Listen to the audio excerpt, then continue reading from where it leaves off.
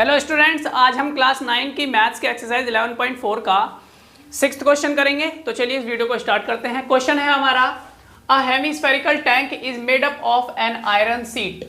क्या है? एक हेमीस्फेरिकल टैंक बनाया जाता है। हेमीस्फेरिकल मतलब अर्ध गोले, आधे गोले जैसा टैंक बनाया जाता है।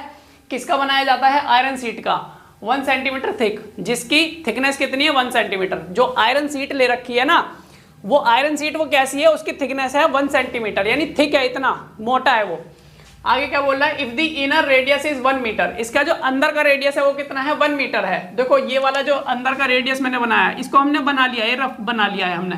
तो ये अंदर का रेडियस हो गया, यहां से यहां तक का जो हो गया अंदर का रेडियस हो गया, अंदर का रेडियस। फिर क्या बोल रहा है? Then find the volume of the iron used to make the tank. इस टैंक को बनाने के लिए जो आयरन यूज किया गया है, लोहा यूज किया गया है, वो कितना यूज किया गया है, उसका वॉल्यूम निकालना है। तो वॉल्यूम निकालने के लिए हम क्या करेंगे? लोहे का वॉल्यूम, जिस लोहे से इसको बनाया जाएगा या बनाया गया है, उसका वॉल्यूम निकालने के लिए हम क्या करेंगे? सबसे पहले हम क्या है, हमने मान लिया यही है, ठीक। तो इसका जो बाहर का वॉल्यूम होगा, यहां से लेकर इसका जो बाहर का वॉल्यूम होगा, उसमें से हम क्या कर देंगे? इसके अंदर के वॉल्यूम को माइनस कर देंगे। तो हमारे पास जो बचेगा वो क्या बचेगा? सीट का ही वॉल्यूम बचेगा।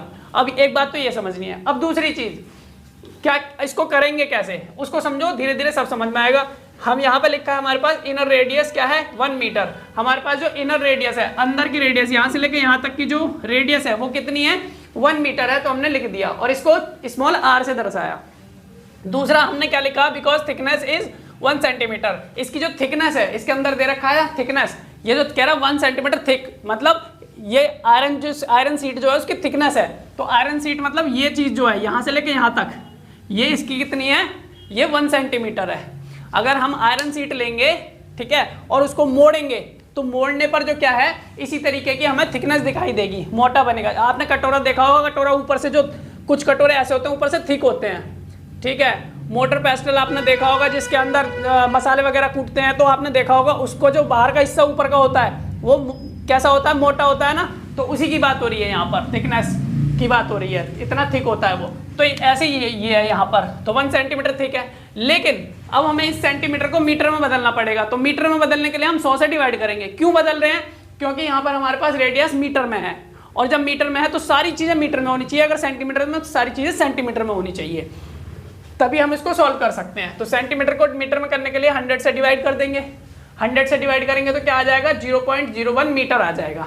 भाई यहाँ पे 1/100 से डिवाइड किया, तो हमने यहाँ से 2 जीरो को हटाया, तो ऊपर 2 के बाद पॉइंट लग गया, तो थिकनेस कितनी आ गई? 0.01 मीटर आ गई। उसके बाद हमने क्या लिखा है? Outer radius. आउटर रेडियस कितना हो जाएगा? भाई इनर रेडियस तो हमने ये लिख लिया, आउटर रेडियस कितना हो जाएगा इसका? ये यहाँ से लेके यहाँ तक की इनर रेडियस प्लस ये थिकनेस, तो आउटर रेडियस हो जाएगा इसका।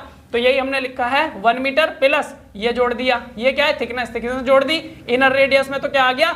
आउटर रेडियस निकल के आ गया 1.01 मीटर। आगे हमने क्या किया? Outer volume of the hemispherical tank. इसका जो आउटर वॉल्यूम है, वॉल्यूम भाई क्या ये हेमीस्फीयर है ना, हेमीस्फेरिकल टैंक है ये, तो हेमीस्फीयर का वॉल्यूम कैसे निकालते हैं? 2/3 पाई आर क्यूब। तो हमने लिख दिया 2/3 पाई आर क्यूब। लेकिन यहाँ कैपिटल आर क्यों लिखा है? क्योंकि ये आउटर जो हमारे पास हेमीस्फेरिकल है उसका निकाला है हमने। यहाँ लिखा outer volume of the hemispherical tank, यानी बाहर का जो ये जो हेमीस्फेरिकल टैंक है, इसके बाहर का जो वॉल्यूम है वो निकाल रहे हैं। तो वो ऐसे निकलेगा, क्योंकि हमने यहाँ पर आर जो है, यहाँ पर जो आप देख सकते हैं आउटर रेडियस जो है R, small R, capital R लिया है, इसलिए यहाँ कैपिटल आर लिखा है, ताकि इजीली समझ में आए, कंफ्यूजन ना हो, इसलिए कैपिटल आर लिखा है। तो हमने 2/3 लिखा, पाई की वैल्यू 22/7 आ गई, और रेडियस हमारे पास कितना दे रखा है? 1.01 का क्यूब। भैया रेडियस है, रेडियस क्या है हमारे पास? ये रहा, तो इस पे क्यूब है तो यहाँ भी क्यूब लगा दिया। उसके बाद हमने क्या लिखा? Inner volume of the hemispherical tank. तो इनर वॉल्यूम निकालने के लिए फिर से वही फॉर्मूला 2/3 पाई आर क्यूब, लेकिन यहाँ पर इस बार स्मॉल आर ले रखा है, क्योंकि हमारे पास जो इनर रेडियस है वो कितनी है हमारे पास? स्मॉल आर में है ना, तो इसलिए स्मॉल आर ले रखा है, और फॉर्मूला यही है। तो यहाँ पर वैल्यू रख देंगे, 2/3 रखा, पाई की वैल्यू 22/7, और रेडियस हमारे पास कितना है? 1। इसका देख सकते हो इनर रेडियस कितना है? 1 मीटर, तो 1 लिख दिया, और यहाँ क्यूब है तो यहाँ भी क्यूब लगा दिया। अब इसके आगे हम क्या लिखेंगे? वॉल्यूम ऑफ आयरन यूज्ड, जितना आयरन यूज किया गया है उसका वॉल्यूम। कैसे निकलेगा? आउटर वॉल्यूम में से माइनस करेंगे इनर वॉल्यूम को। तो आउटर वॉल्यूम हमारे पास कितना है, ये यहाँ पर हमने लिख रखा है, आउटर वॉल्यूम ये आया था तो यहाँ लिख दिया, और इनर वॉल्यूम हमारे पास क्या है, ये, तो हमने ये यहाँ लिख दिया, यानी आउटर वॉल्यूम में से इनर को माइनस कर देंगे।